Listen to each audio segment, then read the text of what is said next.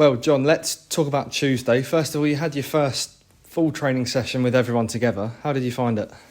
Yeah, I mean, it was great. The intensity was there, and like you said, it was the first time we've had everyone together for a full session. Obviously, with the games that we had last week, they had modified sessions on the Monday and on the Thursday, and the day before a game is more about just getting a couple of bits into the lads before the game the next day and some set pieces. So it was really pleasing. It was really pleasing to have everyone out there training, fit and firing, and the most important thing is how well they trained and with a lot of intensity. And Tuesday was also deadline day. You managed to get Deshaun and Paddy through the door. How pleased were you with those additions? Yeah, really pleased. I think we had a couple of targets and they were right at the top of the list. So we obviously knew that with some of the injuries and with Mike going out to Cambridge, we needed some cover at the back, and Deshaun provides us with that. And he's got excellent pedigree coming from not just Man United, but in terms of the last two loans he's had at Salford and Hull. So he's got experience in the league, which is quite rare to get if you have a 23s loan. That was really pleasing to get Deshaun in. It's probably one of the targets we didn't think we'd be able to get at the start of the transfer window. And then Paddy topped it off nicely as well on Tuesday evening. To get a player of that quality come in with the season that he had last year, I think it's one that everybody's really excited about. What attributes can those two bring to the squad? Yeah, well, Deshaun provides cover across the back line. He's quite versatile. He can play centre half. He can play right-sided centre half, and he's got a lot of physicality about him. He's very quick, he's very strong, but he's also excellent on the ball.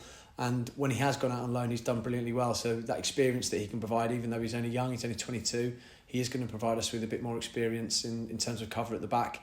And so that's something that we were really excited about. With Paddy, Paddy's a very, that's probably the opposite of Deshaun. He's got a lot of guile. I think his attacking threat is certainly his best attribute. Very, very creative and very clever player, and the sort of player that you don't want to play against, but you want it in your side. And I think winning League One Young Player of the Year last year tells you everything you need to know coming from non-league and coming from part-time football. He's done brilliantly well, and again, he's a really exciting addition to have into the squad. What do you, as a manager, look for from new players bedding into the squad? I think it's just that. It's how they bed in, to make sure that, first of all, socially they're comfortable around the place, and we like to make it a really welcoming environment. And I know from the welcome that I got from everyone here, it's a really easy place to settle in, not just in the squad, but with all of the staff and everyone around the city. So that's the most important thing. If you look at both of them, they've come from a long way away up north, and they've come down to a new city, and it's going to be chaotic and it's going to be hectic, and it's a big shift for them. So that's the most important thing, to get them settled down, to get them training, to get some sort of normality around their routine. And you always get players that come in when they're new and they train well and they catch the eye because they provide something different, and that's great. And it's just about integrating them into the group as quickly as possible.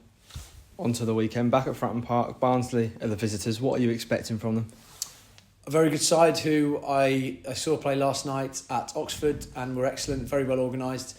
And the manager's got them really well drilled, and their league position shows that, and they haven't played that many games in the league actually as well. So they're a real attacking threat, well organised at the back, as you would expect from a Michael Duff side, and one that I think will challenge for promotion this year. Joe Rafferty's been back in training since Monday. How's his recovery going? Will he make it in time for Saturday?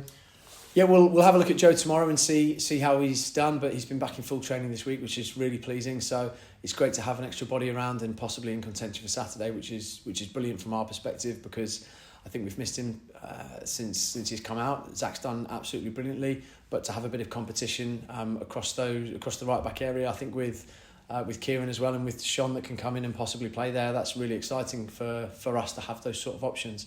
So yeah, really pleased for Joe, really pleased that he's got through this week, and he just needs to obviously keep training hard, keep injury free. It's one we're not going to push, and we're going to make sure that he's right before we fully push him to get back in. And if that's for the weekend, then great, but we'll have a good chat about that tomorrow morning and figure that out before then. And is there any other injury news we should know about?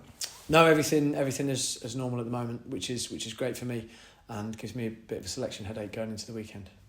Perfect. And then just finally, obviously, as I said, back at Fratton Park this weekend, you've had one taste of PO4 action before.